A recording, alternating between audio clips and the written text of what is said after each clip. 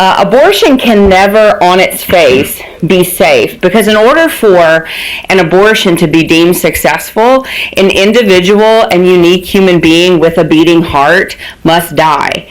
That can never be safe for that individual human life. I want to talk specifically about what a first trimester abortion is and what it looks like from a person who ran a Planned Parenthood abortion facility and was there for 8 years. First trimester abortions are by and large the most common abortion procedure we see in the United States.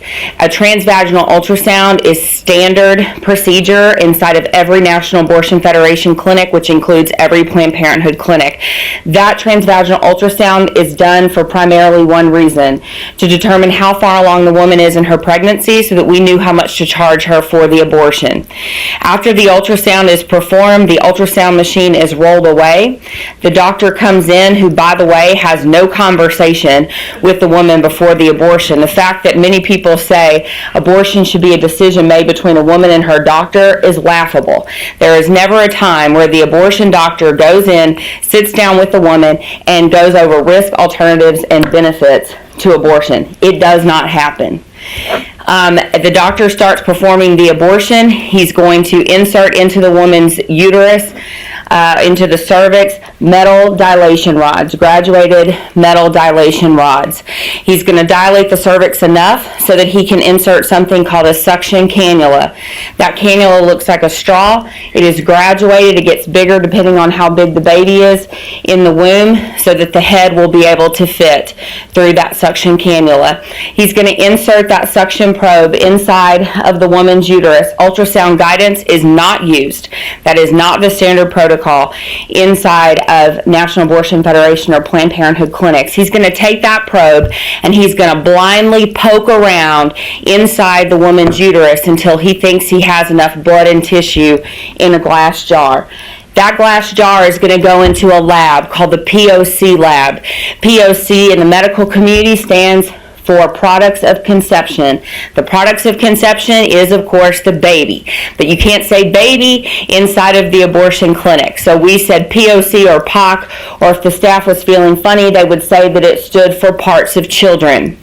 After all the parts were accounted for, the POC lab technician would dump everything out into a glass baking dish that sat on top of an X-ray light box, and she would reassemble the parts of the baby.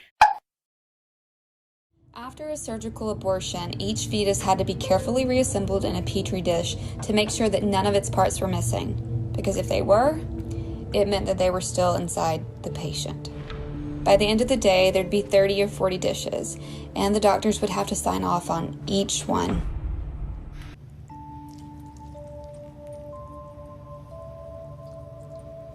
It's amazing. You can see everything. Please understand me. I'm talking about first trimester abortion. Yes, there are parts. Yes, they must be reassembled. The baby is fully formed. Every internal organ is formed by 12 weeks gestation. So yes, there are parts, even earlier than 12 weeks. Once all of the parts are reassembled, that POC tech will take everything, dump it into a red biohazard Ziploc sort of bag, and those bags will go into a freezer in the POC lab that the staff jokingly called the nursery.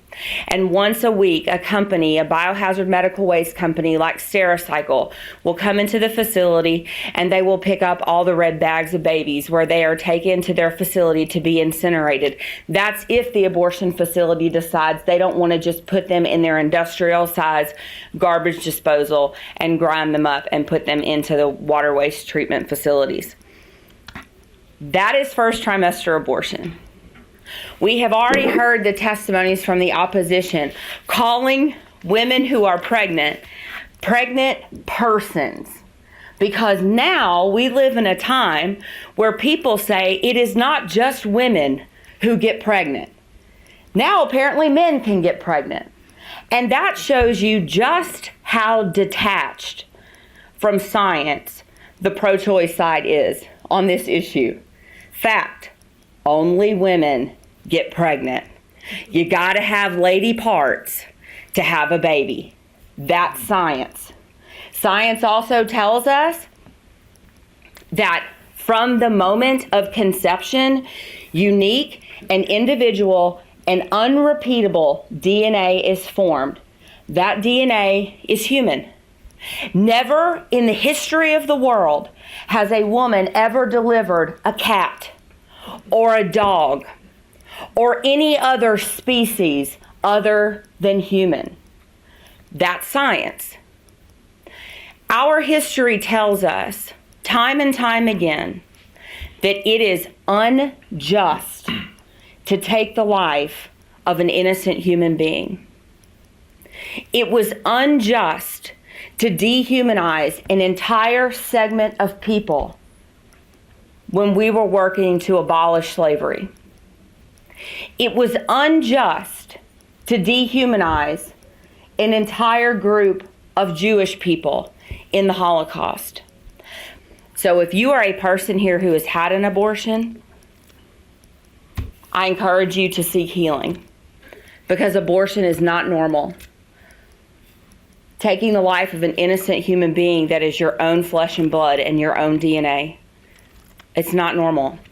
And to the people in here who work in the abortion industry, I encourage you to seek healing from a ministry called And Then There Were None. We can get you out of the industry, and we can get you into a line of work that you can actually be proud of.